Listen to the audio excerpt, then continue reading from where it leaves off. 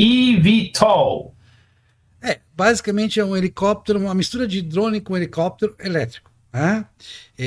A indústria está apostando nisso, a Embraer já tem protótipo, outras grandes empresas têm protótipo, grande aposta do futuro para driblar os congestionamentos. Né? Então, você teria um veículo de decolagem vertical, né? Como é o helicóptero, como há outros, né? Balão e tal.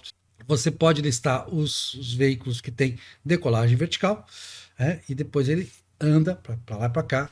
Como não? Quem é mais velho lembra daqueles veículos dos Jetsons, né? Que projetava aquela retrofuturista hoje, né? Que projetava o futuro que as pessoas não andariam em automóveis, andariam em veículos voadores, né? Pelo ar e não pelo chão, não arrastando o chão. A aposta é de que esses veículos sejam tipo Uber. O Uber também está apostando no eVTOL para ser um deslocamento mais rápido. Eu tenho que ir do bairro A para o bairro B, isso tem que atravessar o centro da cidade, então, as zonas de congestionamento. Para evitar todo esse congestionamento, eu pego. As pessoas já fazem isso com os helicópteros, mas seria uma forma mais barata e não proprietária, né? Tipo um táxi aéreo, aquela coisa de pego, tipo um Uber, só que esse Uber é pelo ar. As empresas apostam que isso vai ser um mercado de bilhões, até de trilhões de dólares no futuro, porque as pessoas vão querer fugir do congestionamento e vão optar por essa forma. Tem um problema, esses protótipos que estão sendo gerados, eles são protótipos que dependem de um piloto. Tem alguém que vai conduzir o eVTOL.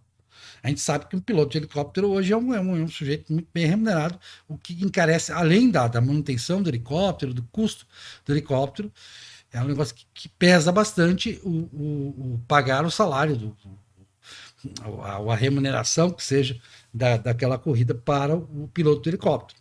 Exige um treinamento muito grande, é um treinamento bem mais especializado do que um motorista, um motorista comum de automóvel. Me parece que a grande evolução seria, tanto quando a gente fala do carro autônomo, a gente vai falar ainda, vai gravar aqui sobre o carro autônomo, que é uma coisa muito interessante. Eu acho que as cidades podem se modernizar, cidades inteligentes têm que ser pensadas, a meu ver, com o automóvel autônomo, porque se todos os automóveis forem autônomos, não é um automóvel ser autônomo, não é 1000 automóveis ser autônomos numa cidade, todos serem autônomos, aí o trânsito vai se ordenar de uma outra forma, muito mais racional, mais lógica. Nós vamos aproveitar essa inteligência artificial, que tem essa capacidade maior de prever situações, de prever deslocamentos e tudo mais. Então o eVTOL é essa aposta. Acho que é uma aposta boa e tal, porque vai baratear, porque é mais barato que o helicóptero. Então vamos popularizar porque é mais barato. Acho que é possível, sim. As pessoas estão cada vez vivendo mais em cidades grandes, porque as cidades grandes oferecem uma gama de atividades recreativas, de possibilidades de negócio, de possibilidades de trabalho, de possibilidades de convivência, mais interessantes para a maioria das pessoas. Então as pessoas estão procurando cada vez mais as grandes cidades, as cidades médias também grandes, e essas cidades grandes têm grandes problemas de congestionamento, de deslocamento, que o eVTOL vem para resolver isso, resolver em parte, né? Porque não é todo mundo que vai poder pagar nesse sistema. Se vamos pensar, talvez, no futuro, aí sim, mas não é o que está se prometendo para agora, um eVTOL autônomo. Aí sim eu acredito que realmente teria uma revolução em curso. Que a gente pudesse ter todo mundo usar veículos pelo ar. O ar tem muito mais espaço do que as nossas ruas e avenidas, e isso for coordenado pela máquina. Uma máquina. Bom, eu vou sair aqui aí em Porto Alegre, vou sair lá do aeroporto de Porto Alegre e vou até o bairro Moinhos de Vento, até um lugar lá no bairro Moinhos de Vento. Eu já teria essa programação. A máquina sabe, a máquina pega, levanta e rapidamente ela te joga lá no Moinhos de Vento com toda a segurança. Isso seria realmente revolucionário. Por enquanto exige piloto, me parece que não seja tão revolucionário assim. É uma melhoria no sistema de helicóptero. Então, antes de falar do eVTOL, vou falar do VTOL, né? Que é o Vertical Take-Off decolagem vertical and landing. O L é do descer, de aterrissar, né? E o I é do elétrico, então é electric, vertical takeoff and landing. Veículo de decolagem e aterrissagem vertical de propulsão elétrica. Aquele jato Harrier, né, também, acho que o F-35, que é dos Estados Unidos, também foi projetado para ser completamente carregado, às vezes tem que dar uma pequena corridinha, né, mas depois que ele solta as suas bombas, ele pode aterrissar verticalmente. Aquele avião, é um avião esquisito, assim, que ele começa com as hélices viradas para cima, ele decola, aí ele vai lentamente mudando o ângulo, ele vai acelerando, aí começa a ter sustentação nas asas e ele, lá pelas tantas, coloca totalmente para frente. Todos os modelos de carro voador, né, que eles dizem, né, modernos, né, eles são basicamente calcados nesse conceito de vários fãs, vários ventiladores, várias hélices, né, com uma carenagem para evitar acidentes, né. O helicóptero é muito frágil porque aquelas pás são muito grandes, né, e elas podem bater em árvore, em fio, é muito sensível. E a hélice de ré, ela também é muito frágil, alguns já têm aquela carenagem em volta. Também, se ela encostar em qualquer coisa, ele perde o controle, porque para compensar o movimento do motor arrastando o ar assim, tem que ter aquela outra para compensar. Esse aqui está girando para cá, então ele vai girar para cá. Então, tem que ter um vento para esse lado para cá, dessa pequenininha aqui. Claro, tem aquele outro que tem duas hélices, né? Tem um russo que tem hélices que giram em sentido oposto. Todos eles são de decolagem e pouso vertical. Mas se tu conseguir transformar eles com motores elétricos, tu tem uma simplicidade de operação, combustível e tudo mais, que esbarra num pequeno problema, que é a capacidade das baterias. Então, as baterias elétricas, elas estão evoluindo muito rapidamente, mas elas estão muito longe dos combustíveis químicos, né? Então, aí tem até as formas de juntar as duas coisas. Pega uma turbina que trabalha sempre uma turbina a gás, a querosene, sei lá, que funciona sempre no seu máximo de aproveitamento, gerando energia elétrica. É uma solução, né? Mas não é muito boa. As baterias, então, elas precisam ter maior densidade energética e maior potência. Elas têm que armazenar mais quantidade de energia utilizável e liberar essa energia de maneira mais rápida, maior potência, para conseguir, então, dar conta. Então, para tu ter necessidade de menos baterias, para suprir seja a potência, seja a quantidade de energia necessária para um voo de, sei lá, de 30 minutos, né, elas precisam ainda evoluir um pouco. E a questão de serem guiadas automaticamente, ou por uma central, uma coisa assim, é a ideia desde o início, porque um piloto especializado é uma coisa muito cara. Talvez precise de um piloto não tão especializado em alguns casos, por uma questão talvez até sindical, né? Mas, de modo geral, a ideia é que no ar, a complexidade do voo para a inteligência artificial é menor do que a do trânsito. Por quê? No ar, tu está longe das coisas, então tu tem uma grande...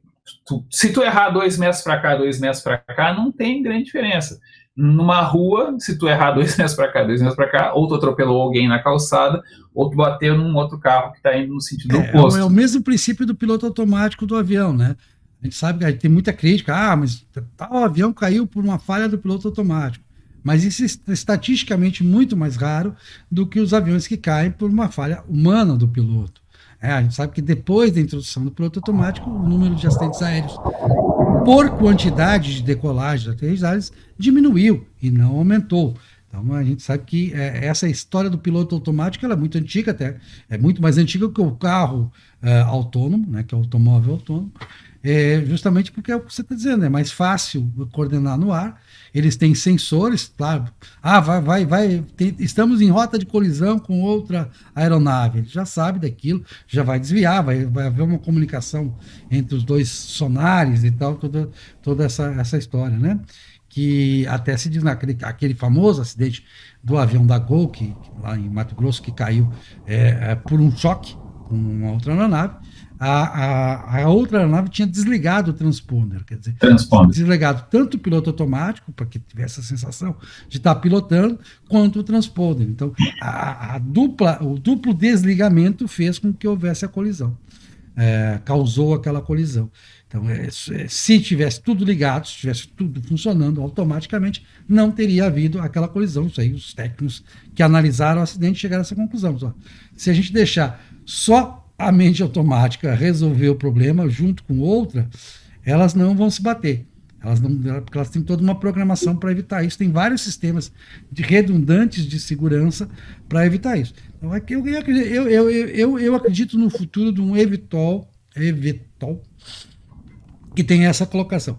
Vi o protótipo da Embraer, a Embraer já tem um vídeo com o protótipo, quem quiser ver no ar vai encontrar o protótipo, tá aqui no YouTube também, a Embraer tem divulgado, mas ele é com piloto ainda, com um auxílio humano. Então, eu acredito que enquanto for com piloto, não vai ser uma coisa tão popular assim, vai ser tipo assim, o dobro de uma corrida de Uber, para a mesma distância. Vai ser algo acima mais disso. Que dobro. Vai ser algo acima disso. Então, ele não vai atingir um espectro de uso social de consumidores tão volumoso quanto é o espectro dos usuários de Uber normal. O objetivo, acho que nunca será de substituir, vai se agregar mais um modal, como se diz, né? Então vai ter o trem, vai ter o avião, vai ter o carro, né, e vai ter o VTOL. Mas aqui no Brasil, né, nós temos um problema grave de violência e de trânsito, né, então cidades como São Paulo têm um trânsito infernal e tem um número desproporcionalmente grande de helicópteros, né. Então, esse mercado, sim. Agora, eu fico imaginando, né, se eu sou um piloto de helicóptero, eu não vejo com bons olhos isso. Talvez eu possa ganhar mais em uma outra atividade, mas haverá um custo de migração. Por isso que eu disse, talvez seja obrigatório ter durante um tempo, até por questões sindicais. Então, aqui em Porto Alegre, não sei como é que é em Salvador, nós temos até o cobrador de ônibus, né? E tu tem a birra com o empacotador de supermercado, né? Então, às vezes tem essas... Em Salvador, uma parte da frota já dispensou o cobrador, mas a maior parte continua por razões absolutamente sindicais, que é de uma burrice em termos de país, em termos de custo de produtividade para o país, absurdamente, uma das idiotices mais absurdas que possa existir é você preservar, a gente já discutiu isso em outros programas aqui, preservar empregos à custa desse argumento absolutamente falacioso, né? De que eu concordo contigo, mas eu faço a seguinte observação: nós dois somos servidores públicos e nenhum de nós dois gostaria que isso abatesse as nossas profissões. Digamos que uma inteligência artificial pode nos substituir os dois. A gente não vai gostar. Pode. Né? Pode ser que a gente até fique mais rico depois. Saiu daquela mamata, vamos dizer assim, e aí virou empreendedor. O mais provável é que torre o dinheiro tentando fazer empreendimento, porque não tem experiência, mas pode ser que dê muito sorte. Então, depois de quebrar umas 2, 3 vezes, dê muito certo, pode ser. Né? Mas a gente não vai gostar. Tanto é que a gente não vai gostar que a gente não fez isso ainda. Nós não abandonamos as nossas mamatas para ir empreender. Então é essa situação dos empacotadores, dos cobradores de ônibus, motoristas de Uber, né? Que muitas vezes essas profissões são profissões de, olha, estou no sufoco, o mercado está encrencado, teve a pandemia, né? Então eu estou aqui, eu ando muito de Uber, né?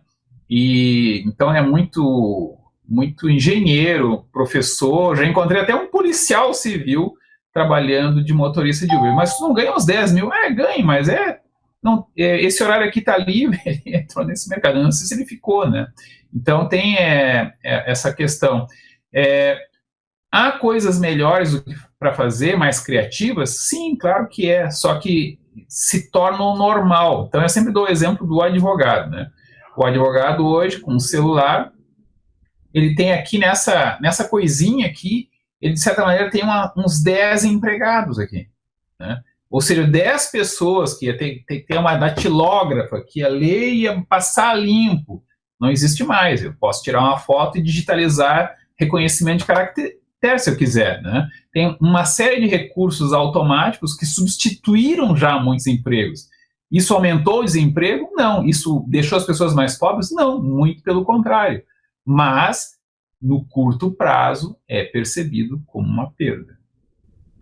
Beleza, só para encerrar o Evitol, então, é isso. É a tecnologia, quem quiser buscar mais aí no YouTube, mas é algo que a indústria tem apostado grandemente. Quer dizer, tem muita aposta de prestadores de serviços e da indústria em cima disso. E o Brasil está nessa via Embraer. O teu programa, na verdade, hoje foi sobre o eVTOL, que é o Autonomous Electric VTOL.